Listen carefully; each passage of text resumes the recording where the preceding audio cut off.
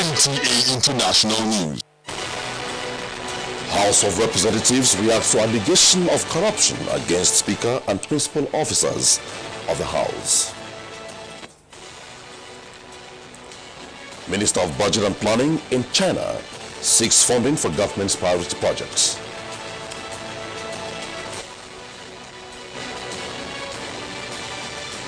Minister of Information ends visit to Spain, gets more commitment from World Tourism Organization to take advantage of the tourism sector for national development. Plus, Channels TV chairman John Momo emerges born chairman in the first election of broadcasting organizations of Nigeria. It's my pleasure to welcome you to the news at this hour. My name is Omini Odan.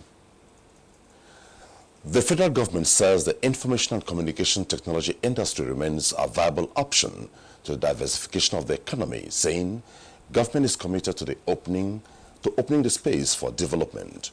The Vice President, Professor Yemi Osibaju, stated this in a message to the Africa International Technology Exhibition in Abuja. Ruben Okala reports. Africa International Technology Exhibition, Afritex, seeks to create an ecosystem that promotes the pervasive use of ICT in all spheres of the economy to connect communities globally towards enhancing productivity and improve standards of living. Saluting the initiatives, Nigeria's Vice President, represented by the Minister of Communication, says no country seeking real sustainable development can afford to neglect the ICT sector, as all spheres of development now depend on ICT. ICT is currently contributing up to 10% of Nigeria's GDP and has created over 10 million jobs in the past 10 years. As a matter of fact, ICT today engages more hands of Nigerians than even the oil sector, which has always been with us. The theme of the forum is embracing ICT export as an alternative means to diversify the non-oil industry sector. Indeed, the Honorable Minister is taking this a step further towards creation of an specialized ICT university. And we have started the process of digitizing parliamentary procedure deploying ICT. It is projected that by the year 2020, ICT will contribute more than 30% to the gross domestic product. But to achieve this, participants are calling on the players of the industry to be more proactive in public enlightenment. And as the Communication Minister pushed it, ICT is undoubtedly the way to go. Ruben Okala, NTA News. The House of Representatives has described the allegation against Speaker Yakubu Dogara and some principal officers of the House by former Chairman House Committee on Appropriation Abdul Mumin Jibrin as misrepresentation of the person of the Speaker, the leadership and entire chamber. Chairman House Committee on Media and Public Affairs Abdul Razak Namdaz, who stated this while briefing National Assembly correspondents on the matter, said Representative Abdul Mumin Jibrin's mishandling of the 2016 budget process nearly fractured the cordial relationship between the National Assembly and the Executive. Ignatius Nkwo reports. Representative Abdulrazak Namdaz, speaking on behalf of the House of Representatives, explained that the House decided to remove Abdul Mumin Jibrin as chairman of the House Committee on Appropriation because of some sundry acts of misconduct, incompetence, total disregard for members, and abuse of budgetary process. The Speaker and the leadership were inundated with complaints by the heads of ministries, departments, and agencies, MPAs, over harassment from the House Appropriations Chairman to engage in conduct and act unbecoming of their offices. Representative Abdulrazak Namdaz explained that the House reviewed all the issues and decided to remove him as chairman of the House Committee on Appropriation. One clear example is the insertion of funds for the so-called Muhammad Buhari field village in his constituency in Kano, without the consent or solicitation of Mr. President. The spokesperson of the House described the allegations as false and a plot to drag the House to the mold. Ignatius Nkwo, NTA News. The federal government is contemplating a project that is not only investors-friendly but will also ease doing business in the country. Minister of Industry, Trade and Investment, Okechukwu Enelama, disclosed this in Abuja. The minister joined other guests on NTA program Good Morning Nigeria to speak on trade and investment policies in Nigeria. The report. Recognizing trade as a driving force of the economy, with bold investment reforms yet to be translated into inclusive development, the Minister of Industry, Trade and Investment says the federal government is working on a project to ease doing business in Nigeria. And of course, we also want to focus on our small and medium enterprises, as well as our youths, to say what are the specific interventions that will make it easier for them to either get jobs or start businesses or do something that will make them productive in our country. Stressing the importance of industrialization as a driving force of any economy, the discussant called on the federal government to create an enabling environment for the development of local investors. The truth as of today is that even the Nigerian investors do not trust government policy enough to invest in Nigeria. Therefore, the foreign investors who are already here are finding a way of shipping out their capital to more investment conducive environments. We are doing the right thing in the fact that we are diversifying the economy. I believe that is really the issue. We have to do things, knowing that we don't have much time. Presently, it is clear to me and to all Nigerians that in terms of fiscal control of government over this informal sector, we cannot say it is perfect because they are not even captured in the tax structure of the nation. And once that sector is captured and incorporated into the system, you will discover that it will expand the productive base of the economy and the tax structure. And that is the type of diversification I feel should be pursued with rigor. The discussant stressed the need for a proactive trade and investment policy framework to attract and mobilize foreign investors in support of economic growth and sustainable development in the country. In Abuja, Abdulmalik Adio, NTA News. Still on the economy, Minister of Budget and National Planning, Senator Udoma has brought a list of priority projects of the Nigerian government needing Chinese funding to secure implementation loan in China. The Lagos-Kano Rail, the Coastal Rail project from Lagos to Calabar, the Mambila Power Project and the Niger Delta East-West Road Project are some of the priority projects listed by the minister. Julieta Aino in China reports. As follow-up to President Buhari's visit to China in April, Minister of Budget and National Planning, Senator Udoma, is in Beijing. First assignment in the Chinese capital was a meeting with the authorities of China's Export-Import Bank to see to the fast implementation of priority projects agreed upon during Mr. President's visit with funding from China's Exim Bank. Vice President China's Exim Bank, Yuan Xingyong, assured the Minister of China's highest regard for Nigeria and the bank's willingness to deepen cooperation for more tangible results in future. He congratulated Nigeria on prioritizing projects that will propel the country into rapid development and generate funds for repayment of the loan. He promised to keep a close eye on the financing status.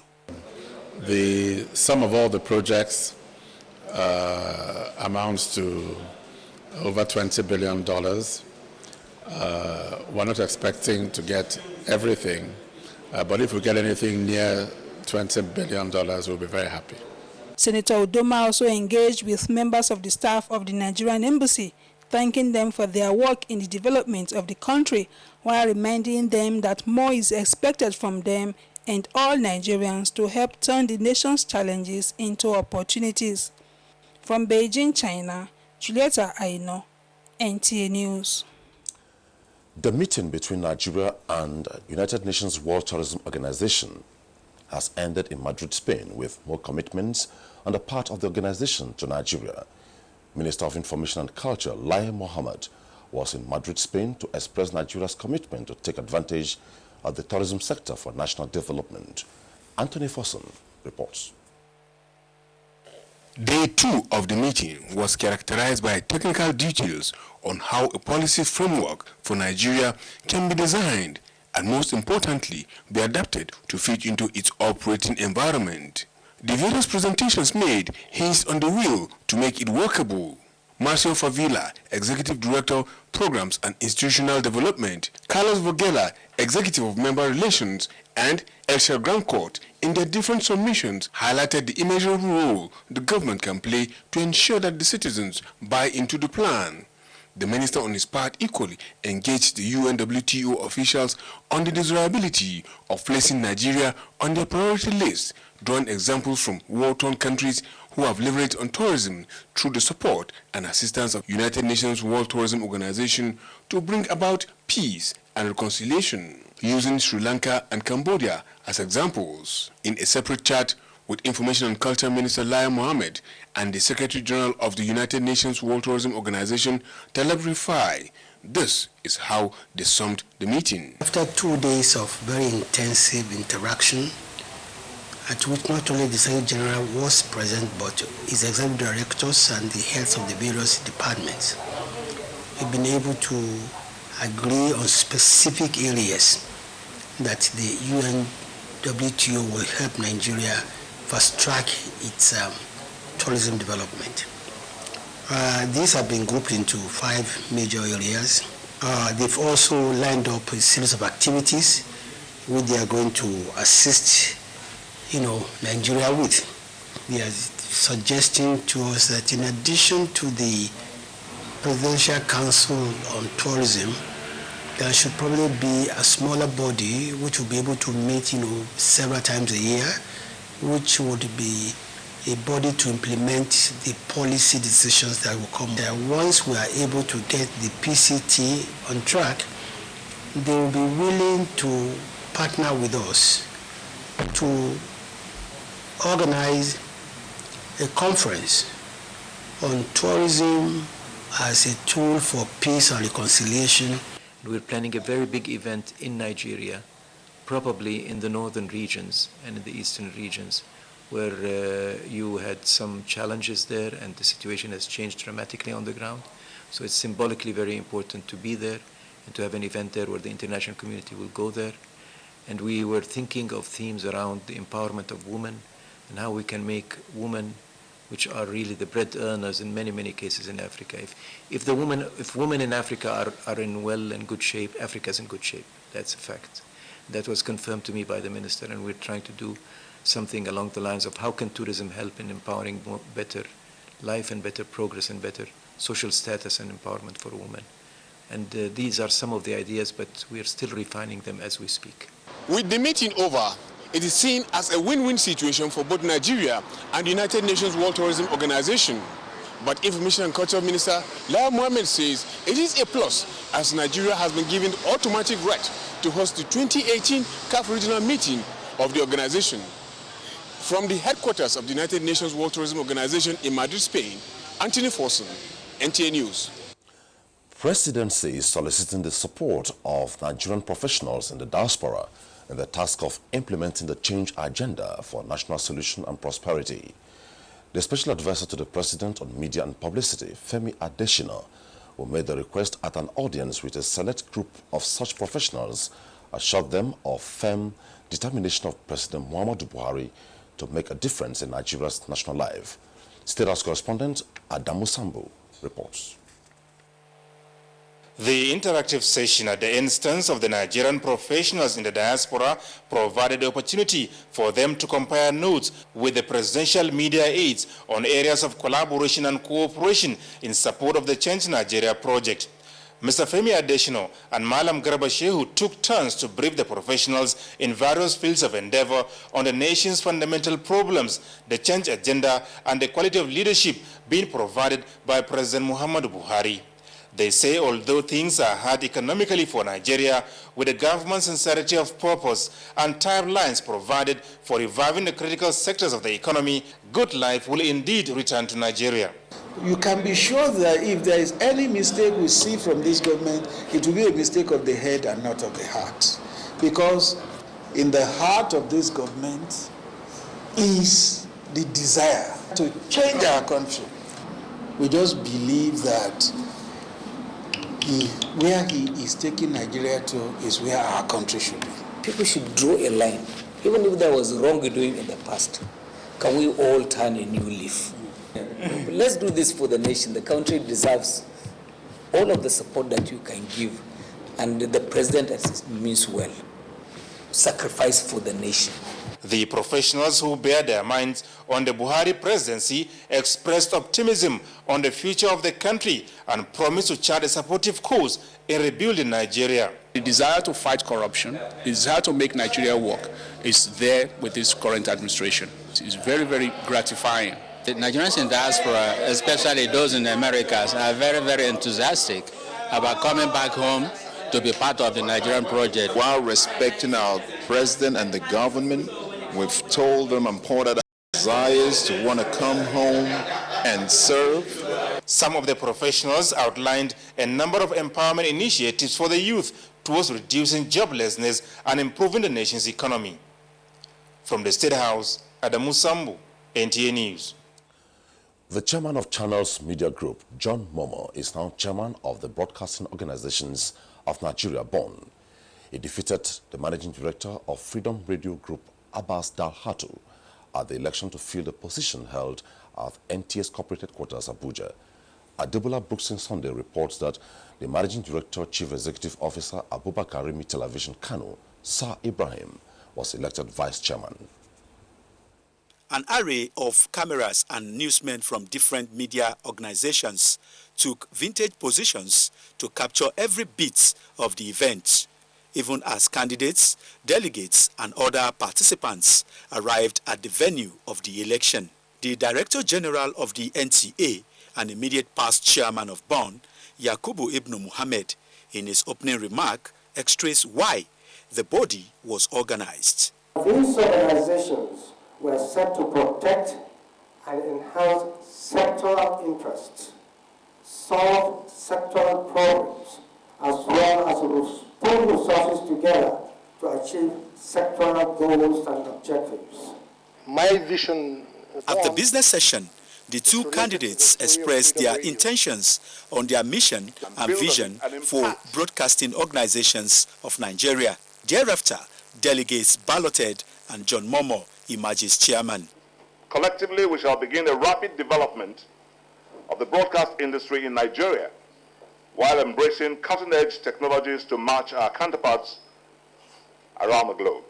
It's myself and the ladies behind me that will help in exploring avenues through which BON will be great. The election was done very well. We use that as an example for Nigeria and all organizations to learn from what has happened in BON. BON chairman, together with the promises he made, I think we'll be able to be there by June 17, 2017. Before the election, the position of the BON's chairman rotated every 2 years between the Nigerian Television Authority, Federal Radio Corporation of Nigeria, and Voice of Nigeria.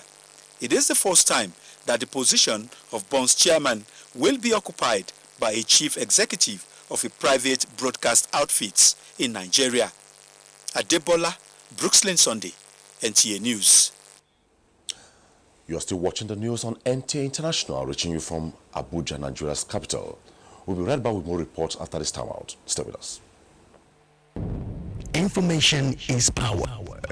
Everyone wants power. So feel powerful with the NTA News mobile app, the one-stop information center. Real news at your fingertip.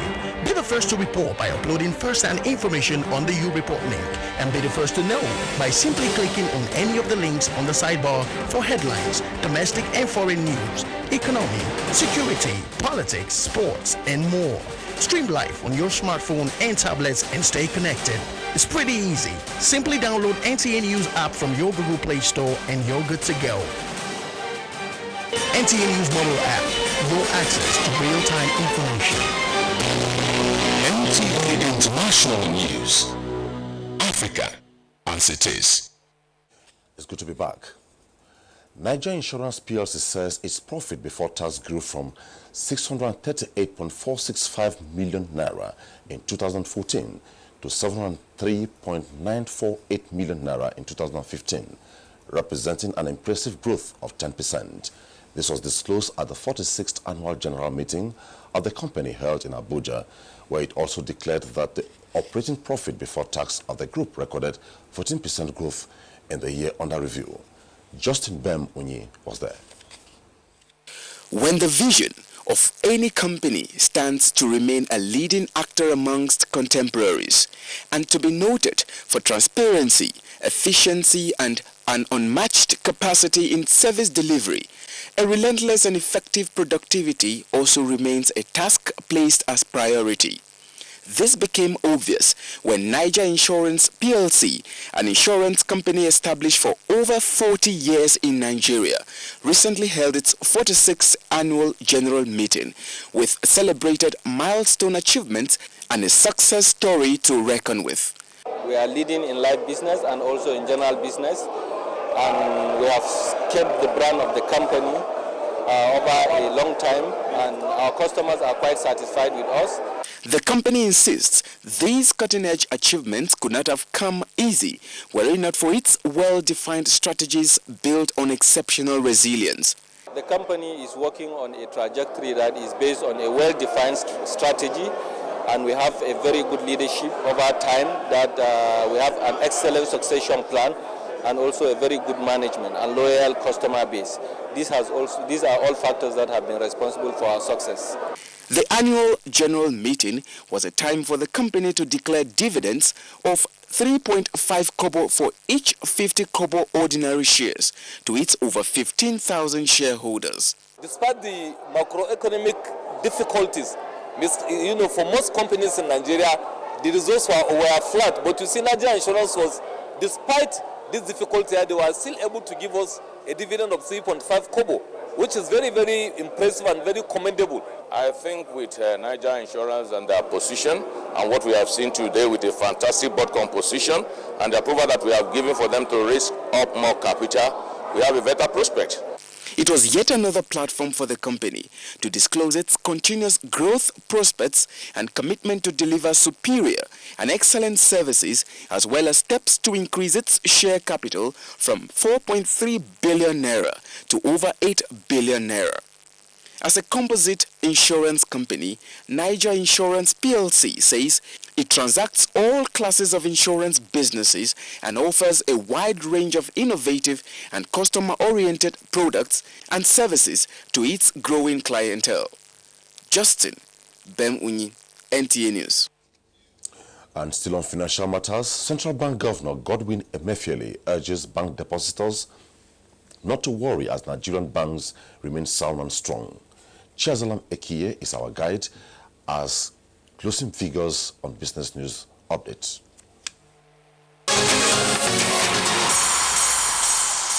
It's glad to have you join us on this segment of the news. The Central Bank Governor Godwin Emefiele has urged bank customers in the country not to panic as Nigerian banks remain strong in spite of the global economic crisis.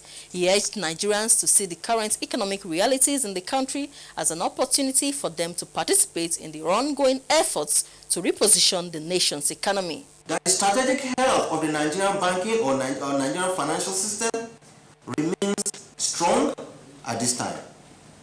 There is no need for anybody to begin to panic or worry that any bank is in distress. We took certain actions about the activities or to express our unhappiness in the activities of certain board and management members of a bank. Emefiele assured that no depositor of any of the Nigerian bank will lose their deposits. Meanwhile, the South African Reserve Bank says South Africa will have to grow by around 1% this year to avoid recession in 2016.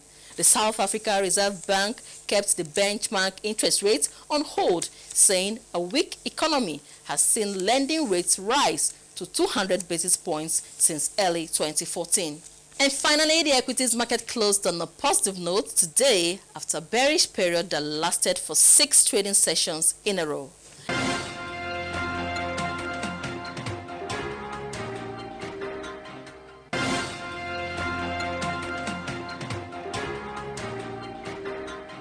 And that's our bit from this end. The news continues. I'm Chiazalam Ekiye. And from our sports desk, National Hockey League enters this 6th Thursday in Abuja with Federer forced to pull out of Olympics. Amaz Marcos reports. Apart from this ongoing match holding at the Package B section of the Abuja National Stadium between Yobe Desert Rollers of Damaturu in blue and the Police Machine of Abuja, a total of 41 goals have so far been scored in 23 matches, with a dozen more to be decided on Thursday, Friday and Saturday. I strongly believe in my team, so we are very strong to win the tournament. The umpires are there to help the matters, control the game, but some of them are not doing what they're supposed to do, and by then killing hockey. Hockey is supposed to grow more than even football. The spirit is very high, so compared to the previous years that we're handling this league, this year we have a better teams and we have better players who are participating in the game. 7 men and 6 women teams are competing, and it is being decided on a round-robin basis. Meanwhile, ex-international and former director of sports Delta State Emma Okocha says the nation must encourage sports. According to him, Nigerian athletes must be encouraged to pursue sports that comes to them naturally if the country expects to dominate certain events at global meets like the Olympics. You cannot be running or participating in every sport. That's what we call priority sports. Roger Federer has announced he will not compete at the Olympic Games and will miss the rest of 2016 in order to treat an injury. The 34-year-old Federer reached the semi-finals of Wimbledon, where he lost to Milos Raonic, but the 17-time Grand Slam winner underwent surgery on a knee injury in February, which forced him to miss the French Open. Federer said he took the decision on the advice of doctors as he aims to prolong his career for as long as possible. With Sports News Update, Amanzi Marcus, NTA News. And just before we go, let's take a peep into Thursday's weather in some Nigerian and world cities.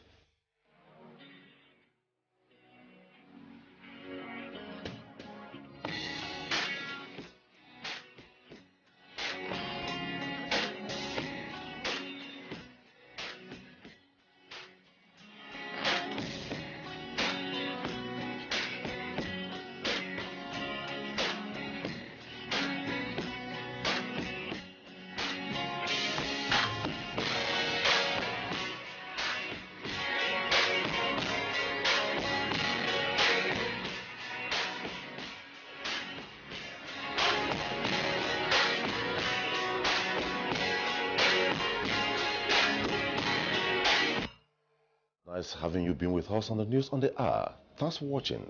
Ominio Dan is my name.